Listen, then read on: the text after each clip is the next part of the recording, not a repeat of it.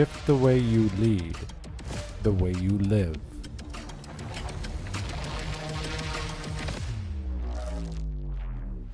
Clarity, courage, change.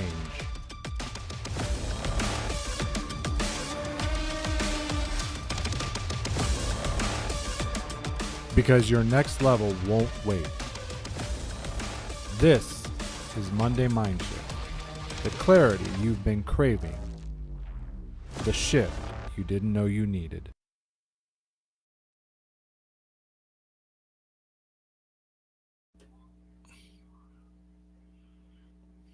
Well, good morning, everyone. My second live show today, this one being mine, but I had the opportunity earlier, if you weren't there, to join Leslie on her Mind Over Matters Monday. So it's a busy day for me today, but it's all good because I just had a nice little break and had some downtime with my family, which was very good. No schedule, no set wake up times, just being present with my wife and my son and just enjoying life. And I think we all need that at times. But anyway, so today I'm excited to bring you this topic about self-betrayal being easier than self-actualization. Yeah, say that 3 times fast. At first, because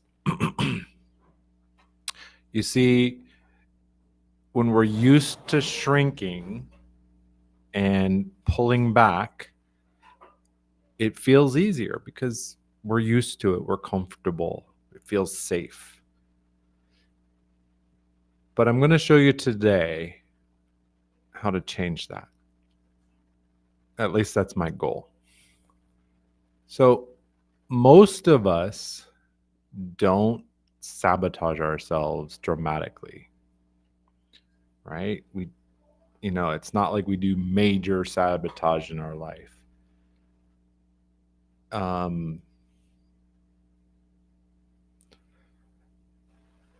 We do it in quiet little ways.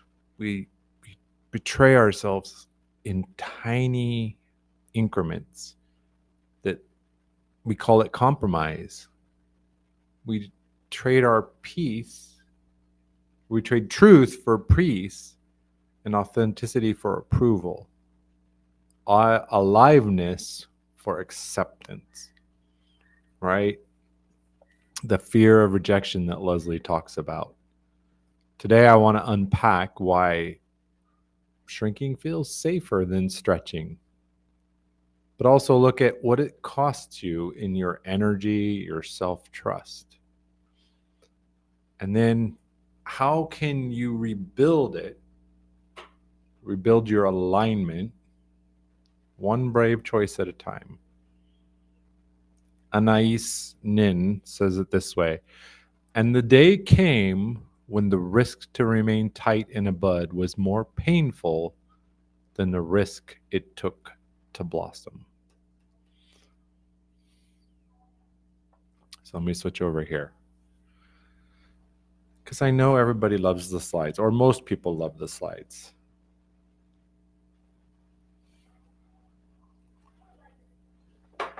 All right. Self-betrayal is easier than self-actualization. All right. As I said, we don't typically sabotage ourselves in dramatic ways. It's the quiet little things, right? Silence is strategy because honesty feels risky.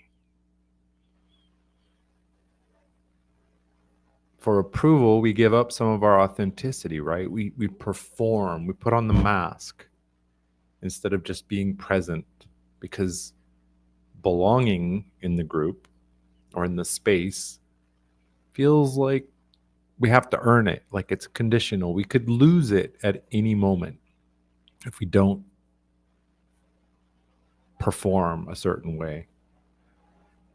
And we give up our aliveness so that we can feel accepted, right? You might have heard the term numbness, right? Numbing yourself out, because expressing yourself, truly expressing yourself, feels dangerous. It's scary. Like, what if I say that? Or what if I act in this way and people don't like me?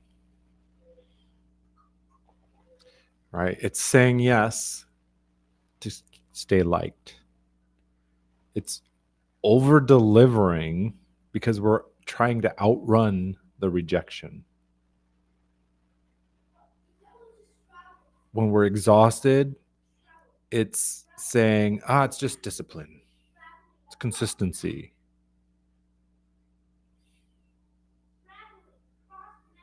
Okay, I don't know.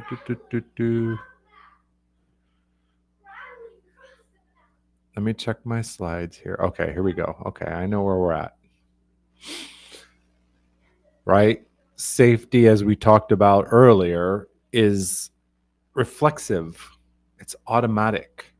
Our nervous system learns that playing small, staying small, is safe. It's, as the slide says, this isn't weakness, it's adaptation in a brilliant way, because in certain spaces we did have to shrink to keep ourselves safe, to keep ourselves alive and moving forward. The problem becomes that the body holds on to the belief that honesty is danger. Even after that threat is gone, the pattern is set in your body.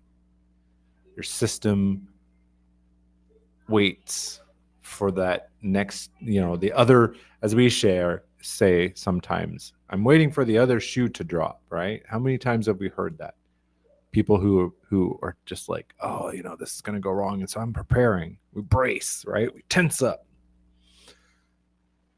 Here's the reality. Like we talked, I covered on this. When you're choking things down, it's like stepping on a garden hose.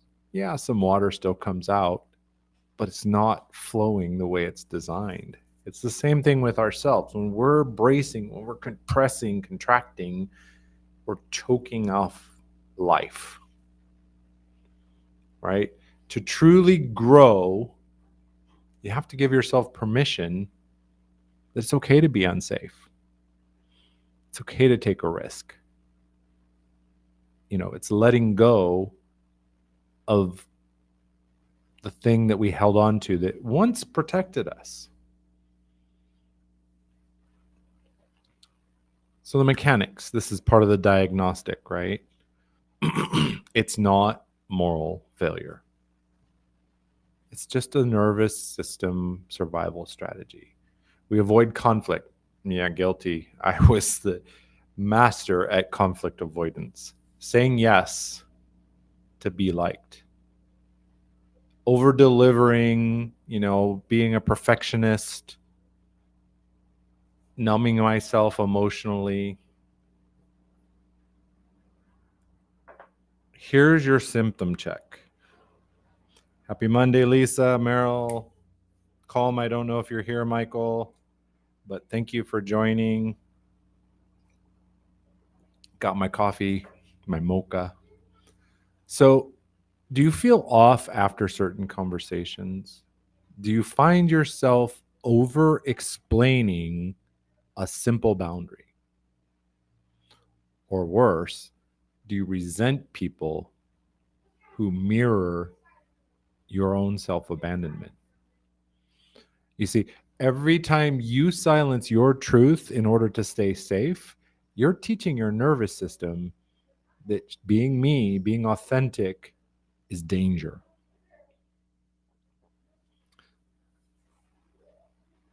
Oh, there's my slide. I need to check my slides better. I'm getting better at this, but it's a process. So where does it come from? Where did it start?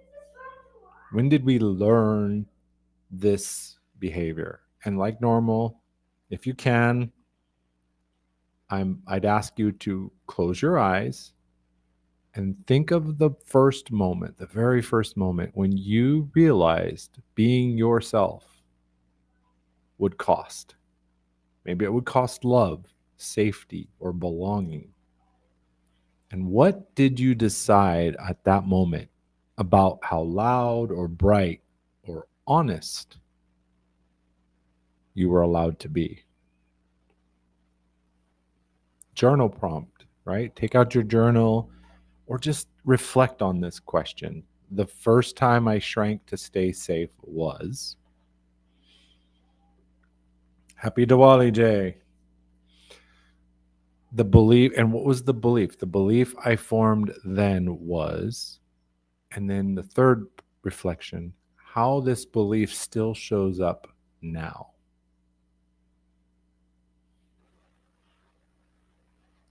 The reframe. It's, as I said, betraying yourself isn't because you're weak, it's adaptation to survive. But the reality is, survival and fulfillment, they require different rules, right? As it says on the slide, at the time, the decision made sense. But the question you have to ask is, does it still make sense now? Is it still serving you in your growth, in your your self-improvement? All right. Science time. Right? You know, you can always count on Sean for the science moment. According to neurobiology or neuroscience, there's this process of belonging. Our brain interprets exclusion as physical pain. As you can see on the slide, being rejected, being excluded activates the same processes that physical pain. So smashing your thumb with a hammer, done that several times, will react, your body and your mind and your hormones will react the same way when you are excluded. I remember this when I was young, being the last one picked on the baseball team. And usually, begrudgingly, oh, I guess I'll take Sean. That weighs on you. And then, according to polyvagal theory, to authentically express ourselves, we need to feel safe. If we are cued to a threat, we go into the threat response mode. Right? I call it the 4 F's: fight, flight, freeze, and fawn. Right? We try to appease or we freeze. And then we do it again and again and again. And it becomes conditioned. And we lock in that belief: play small equals safe. And it becomes an identity loop. Your body has been practicing this protection longer than it's practiced presence. This is exactly why when you start to stretch, it feels dangerous. It's scary.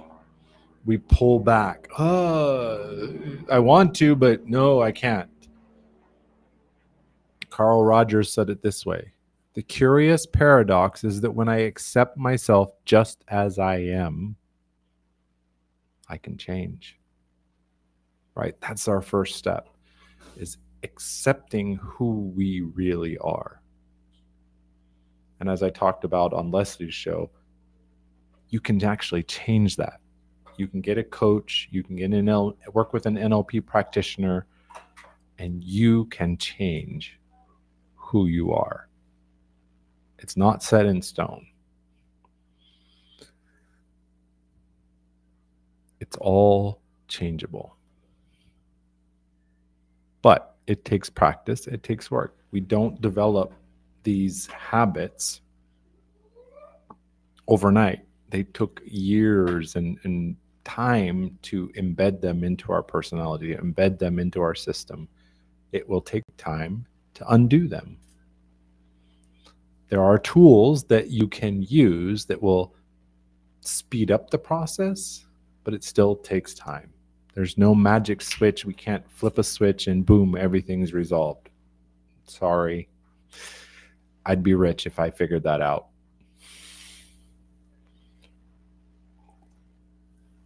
All right. Practice number 1, the betrayal audit. Awareness is the beginning and the antidote to our autopilot life. Again, get your journal, write this out, think about it, reflect on it. You choose. Write this out. Think about this. Where am I currently saying yes when my body says no? Have you felt that? Like somebody asks you for something and you just kind of automatically say yes, but your body goes, "What are you doing?" Like you can feel it in your body. And then step 2, what am I afraid would happen if I told the truth? If I just said no with no explanation necessary? No, can't do that. And I love this question. What might happen if I did tell the truth? If I said no, think about it. What would really happen? Not what you think would happen, but what would really happen? Because a lot of times we're in our head thinking, if I say no, this will happen and this will happen and this will happen. And we're worried about it and we're scared of it. But often the liberation comes, we start to feel that liberation on the other side of honesty. No, I can't do it. Nope, I don't want to do it. Awareness dissolves denial. You can't change a pattern if you keep pretending it's not there.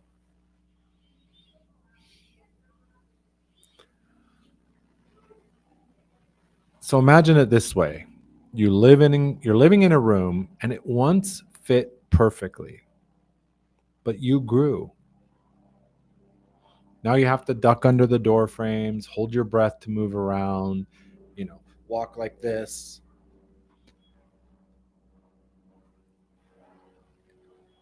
Eventually, this discomfort it's not punishment. It's your invitation. It's your invitation to say, find a bigger room, right? Upgrade your room. You don't have to stay in this closed, cramped space.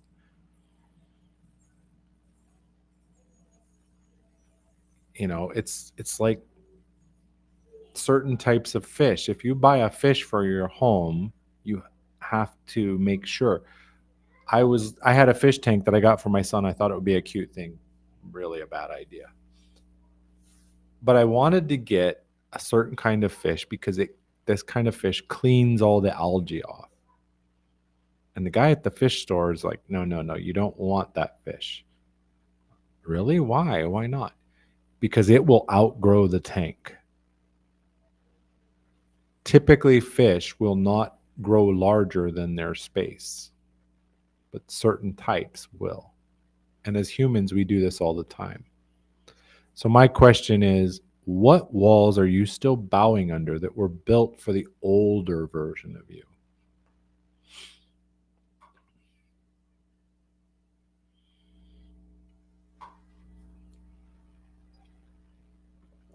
All right. A lot of people have said they really like this 2-tier dialogue. Our 2 chairs today are the protector and your potential. The protector says, I keep you small so you stay safe. If you stretch, if you're honest, you might get rejected. Potential, when you shift to the other chair, I hear you, but staying small is quietly killing me. Let's stretch. We can do it carefully. We can do it consciously. And again, we're not punishing, we're not exiling the protector.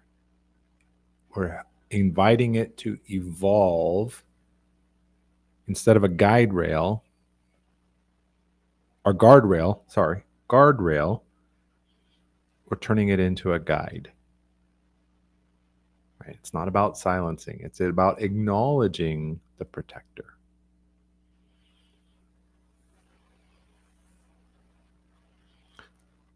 Practice number 3, rebuilding self-trust. Melanie's not here right now. She'll probably be on the replay, but she talks about this. Trust and self-trust is the key. If you can't trust yourself, you're going to find it difficult to trust others. And just like trust with others, it has to be built one small promise at a time.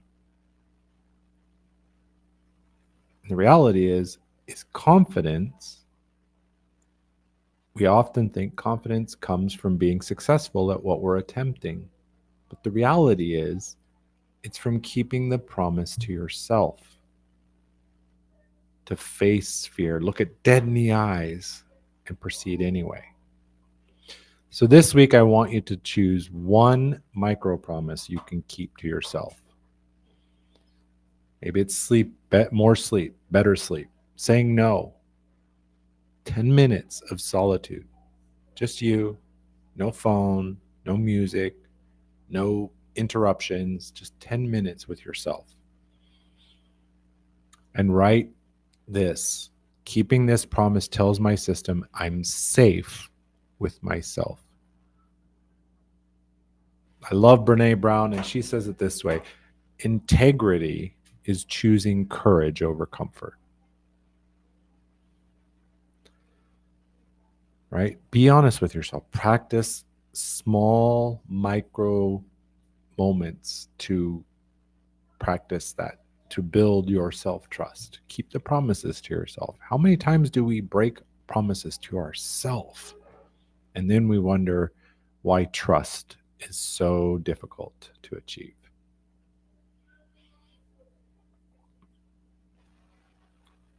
Our final reflection prompt today: the part of me I've been betraying is. Write it out. What is that part of you that you're betraying, that you're suppressing? And what's the truth you're finally ready to honor? Over the next 7 days, the next week, do this. Each night, finish this line. Today, I choose truth over safety by, and talk about how will you choose the truth over safety? How will you stretch yourself a little bit? You don't have to, this isn't about bold, massive movement. This is micro decisions, micro steps to stretch out of our safe zone, to teach our body, to teach our system that it's okay. Yeah, it's scary, but I can handle it. I can do this.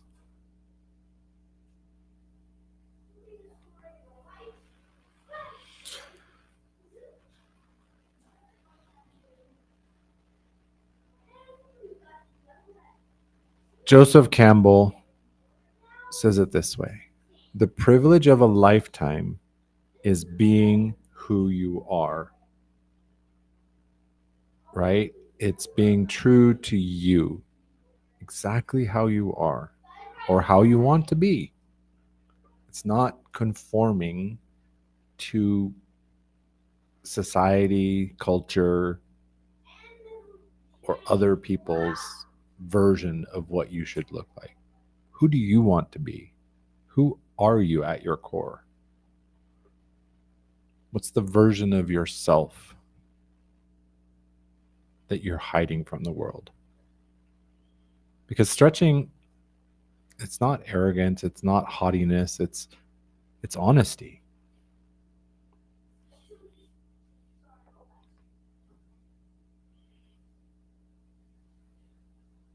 Okay, we're not ready for that. And Mark, welcome. Thank you for joining.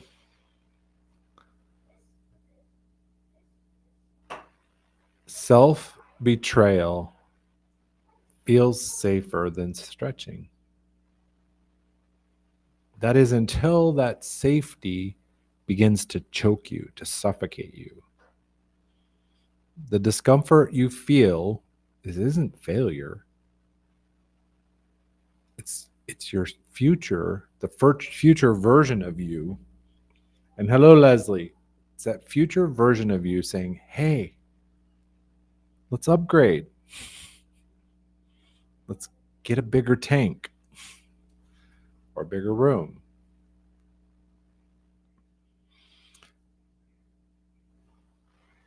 All right, my final slide. My request, stop shrinking and start stretching.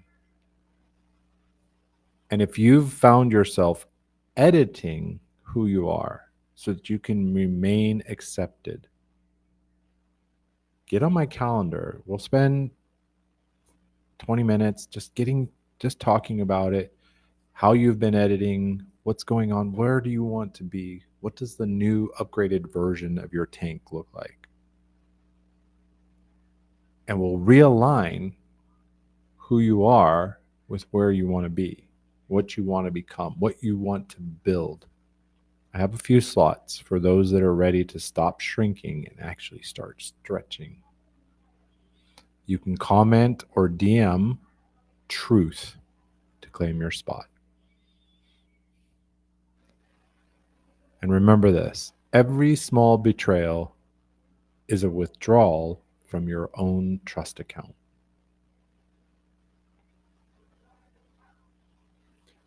Stretching will be uncomfortable, just like if you go to the gym and you stretch out. And Kenneth, welcome, welcome.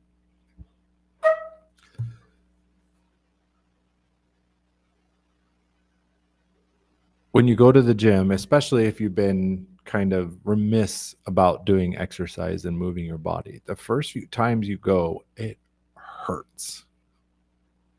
In fact, I remember when I was in boot camp, we had gotten very used to being pushed physically, push-ups and sit-ups and walking and running and physical exercise, tons and tons. And I was reminded of this recently because my wife and I were watching a show on Netflix, and it was following a young man and his friends through their journey in Marine Corps boot camp, which was much rougher than Navy boot camp.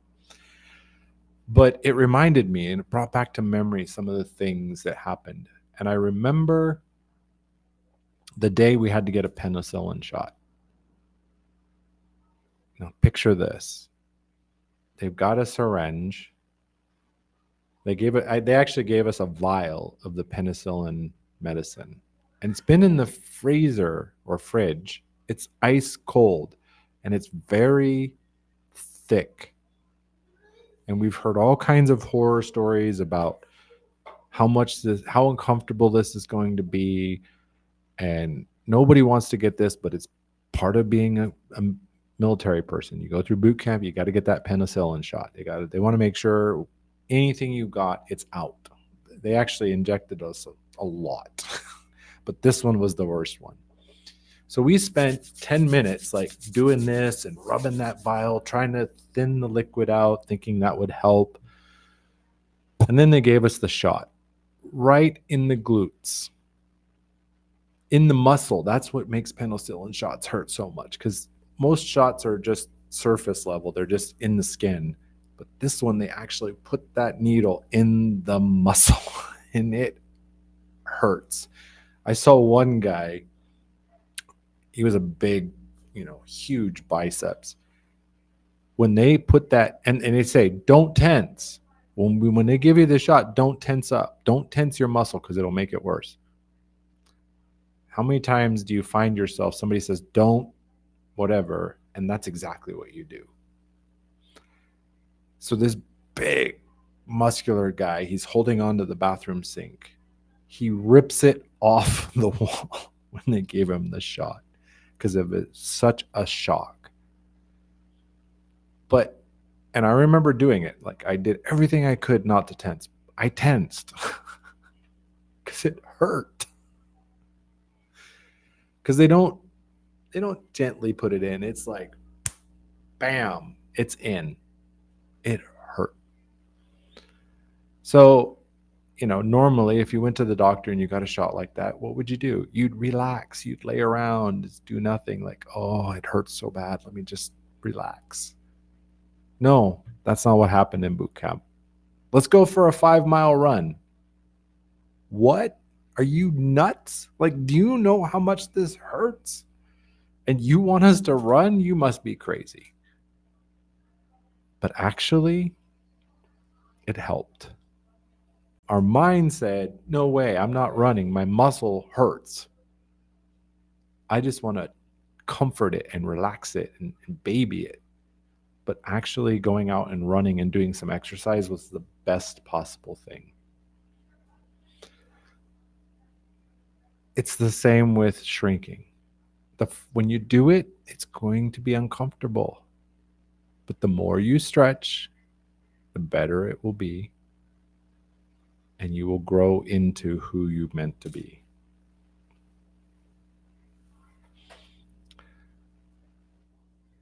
All right.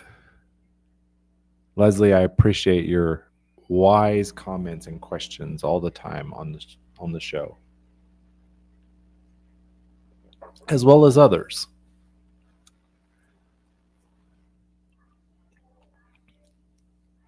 All right. So let me switch this to here.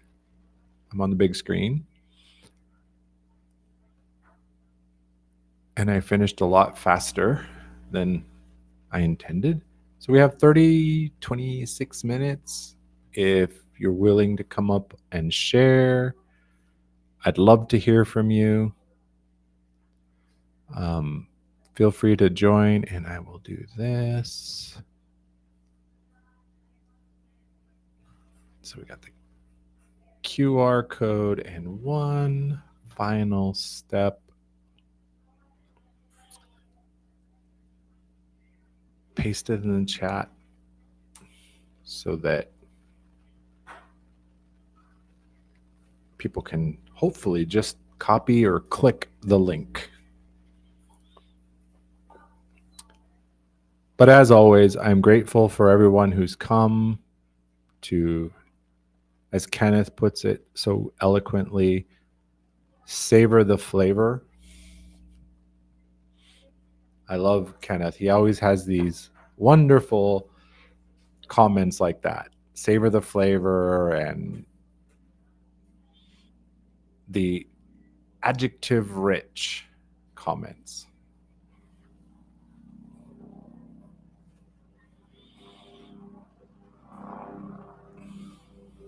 No, thank you, Leslie. If you're not following Leslie, you're not following her carousel or catching her shows on Monday and Friday, I definitely recommend it. You will learn something if you just open your mind and listen. And as we talked about earlier, take the gems, take the nuggets. You don't have to eat it all. You don't have to eat the plate. Take what fits, what resonates or aligns with you, and let the rest pass by, because every speaker has a different perspective. We talk about things differently. We're talking about the same things, but we're filtering it through our experience, our beliefs, our knowledge, and our perspective. And I'm wise enough to know I'm not for everyone. Thankfully, I don't have the time or energy.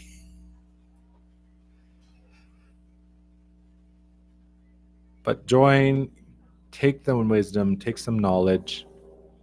Thank you for being here. I'm going to leave this open a few more minutes.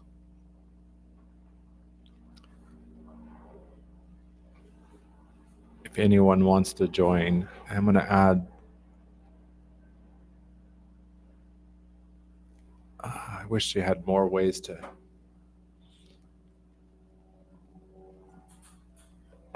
Wanted to share Leslie's comment here.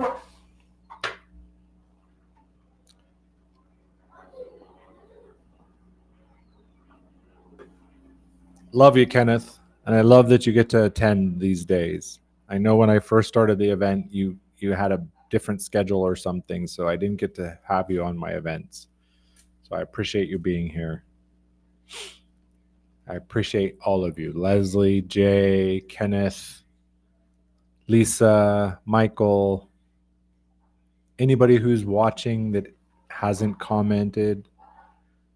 You know, I love when people comment, when they question.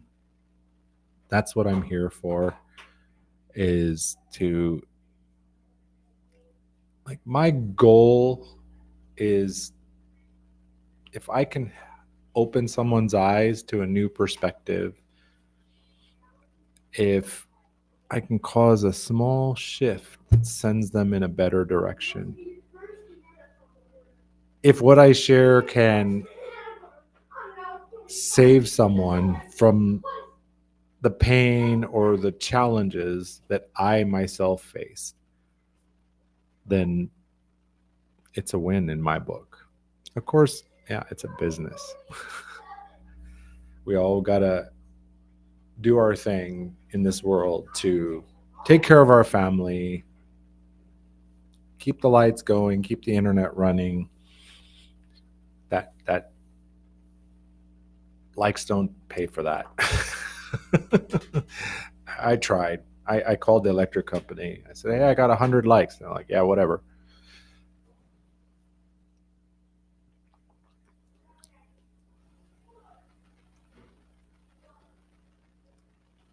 And by the way, Leslie, I didn't get to mention it, but the first picture that you shared today, we went to Hot Pot on our anniversary, our 33rd anniversary.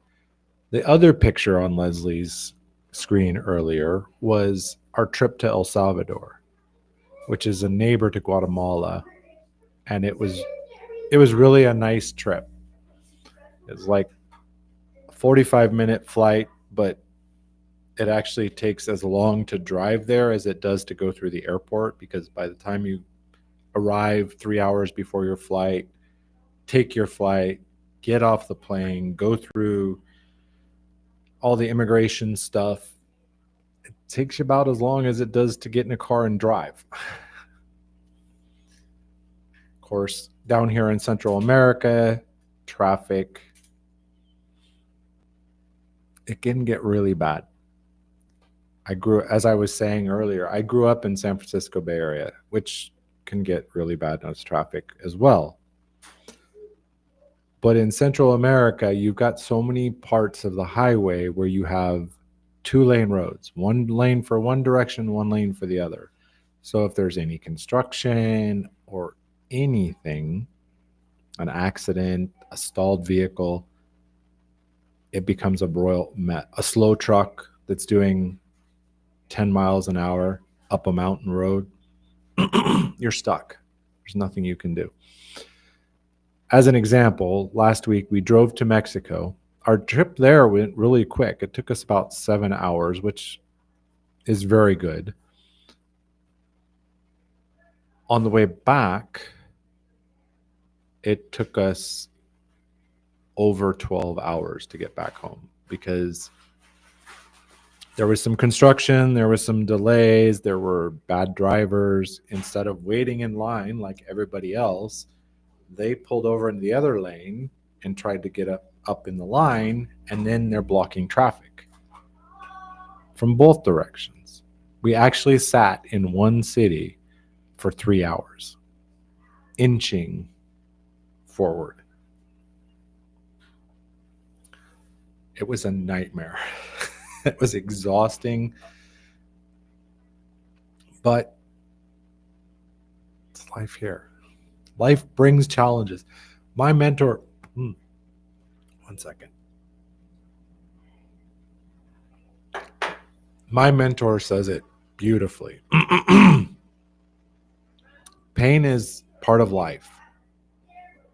Life will bring pain, but suffering is a personal choice. As I was discussing with Leslie, the emotions we feel have a very short lifespan. The problem is we keep replaying them, we keep reviving them, and that leads to our suffering.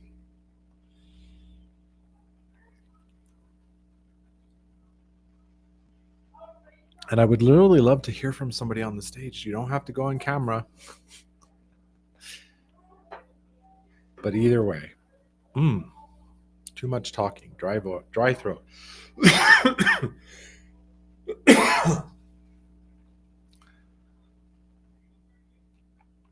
And then I almost thought I wasn't going to get to go live today because there's some kind of outage with AWS, which is affecting Restream. And actually, it took 3 tries to even go live today.